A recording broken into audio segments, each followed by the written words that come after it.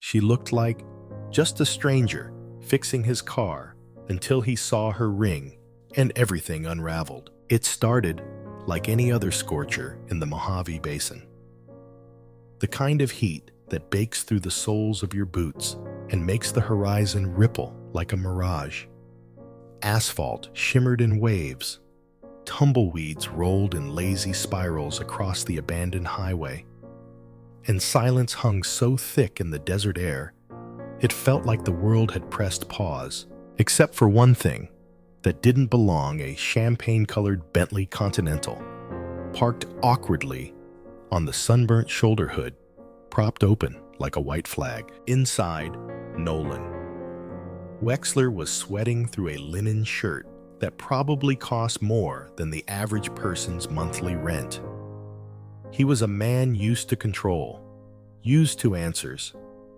CEO of Aerosynth Corp., a multi-billion-dollar tech firm that built autonomous flight systems for defense and industry. He'd launched satellites, designed next-gen drones, changed the way the world delivered aid and waged war. But none of that was helping him now, not with a dead satellite phone, no signal, and an engine that refused to so much as cough. He squinted up at the sky, like it owed him an apology. Just another failed connection in a life full of brilliant systems and broken relationships. Then came the sound, faint at first, like a whisper under the wind. A distant rumble, growing louder. He turned, just in time to see a beat-up green Jeep Wrangler crest the hill, trailing dust and heat like a mirage turned real. It coasted to a stop beside his Bentley with a groan of brakes and the tired clatter of a vehicle that had seen things. The engine cut, the door opened, and out stepped a woman who looked like she belonged to the desert more than any machine ever could. Early 30s, tan skin kissed by the sun. Cargo pants stained with grease. A black tank top clinging to her in the heat. Her boots were caked in red dirt. Her curly hair tied up in a bandana like a desert outlaw. She moved with the kind of economy only earned by hardship, calculated, efficient, unafraid. "You look like you need a rescue," she said, leaning against the Bentley's front grille. Her voice was cool, calm, and matter-of-fact.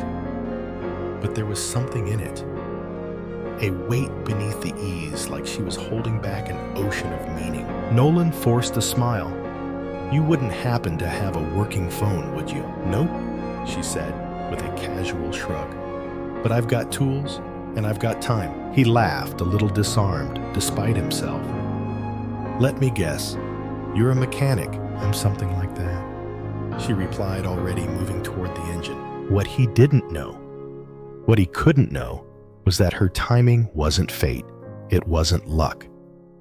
It was surgical planned. And it had taken 6 years to execute.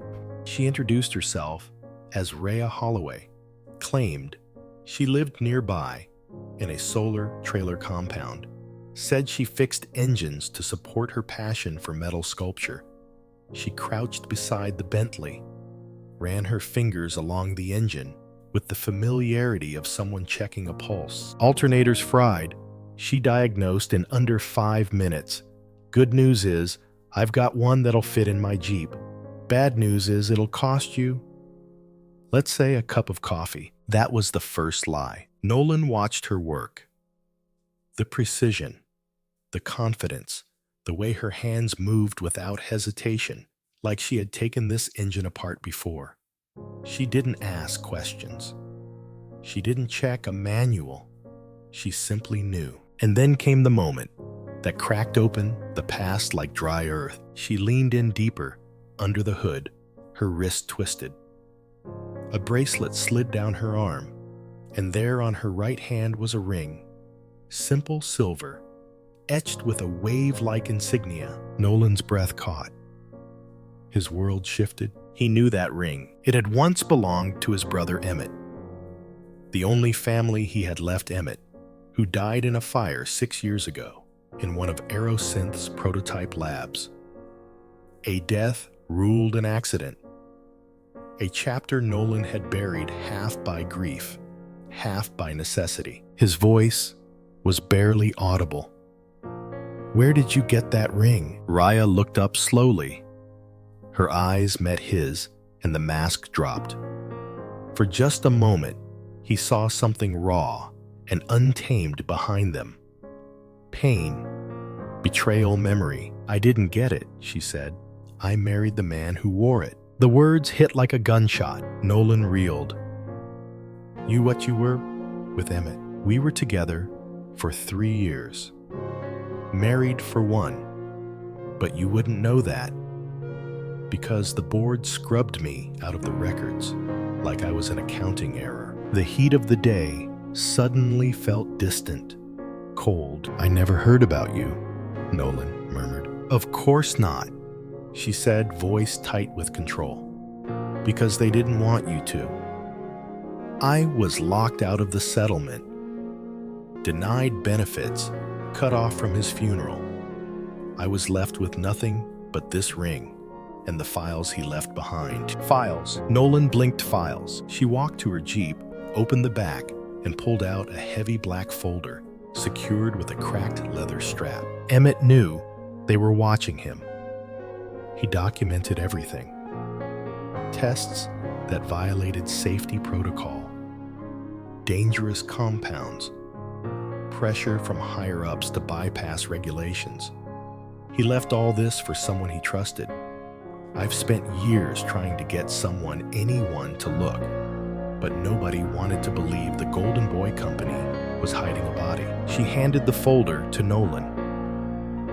Inside were photos, internal memos, safety reports marked confidential. A hard drive. One document in particular caught his eye, a clearance memo bearing his own signature dated just a week before the fire. "You were on the project," she said, "weren't you?" He nodded slowly. "I was. But I was told the fire was an electrical malfunction." "It wasn't," she replied. "It was a cover-up." And then suddenly, the desert quiet shattered. 2 black SUVs roared into view, tires spitting gravel engines, snarling like predators. Nolan stepped back in disbelief. "That's my security detail. But I didn't call them." Raya's jaw clenched. "Then someone else did." She shoved the folder into his chest. "You want answers. You want to stop being the man who looked away. Then get in the Jeep." Nolan hesitated. Everything in his world, his title, his wealth, his detachment told him to walk. But something in her eyes stopped him. Something real, unrelenting. He climbed into the Jeep. They tore down a canyon road Raya clearly knew by heart. The SUVs couldn't follow. After a dizzying 10 minutes, they stopped under the twisted arms of a Joshua tree, where silence finally returned. Raya turned to him. "You weren't the villain, Nolan, but you were silent. Don't let that be the same thing this time." That night, back in Los Angeles, Nolan opened the files, and what he saw broke him. The documents proved beyond doubt that Emmett had tried to raise alarms internally, externally. But the company had silenced him, afraid of losing a lucrative military contract. In the end, his death hadn't been an accident. It had been a consequence, and Nolan, driven by ambition, detached by distance, had signed the papers that helped bury it all. But this time, he didn't stay quiet. He resigned from Aerosynth, turned over the files to federal investigators. The scandal rocked the industry. Executives were indicted. Stockholders fled. The company collapsed. But from the wreckage, Nolan built something new. A foundation dedicated to ethical innovation, transparency in science, and protecting whistleblowers. 6 months later, he found Raya again. She was living in Santa Fe, running a quiet workshop that turned broken machines into kinetic sculptures. Art forged from memory and metal. "I can't undo what happened," he said, standing in her doorway. "But I can make sure the truth isn't buried again." She studied him. Quiet measured, then nodded. "You always said problems had a code," she said. "Glad you finally cracked this one." They stood there as the desert wind howled outside. But this time, it didn't sound like loss. This time, it sounded like closure, and maybe, just maybe, a beginning.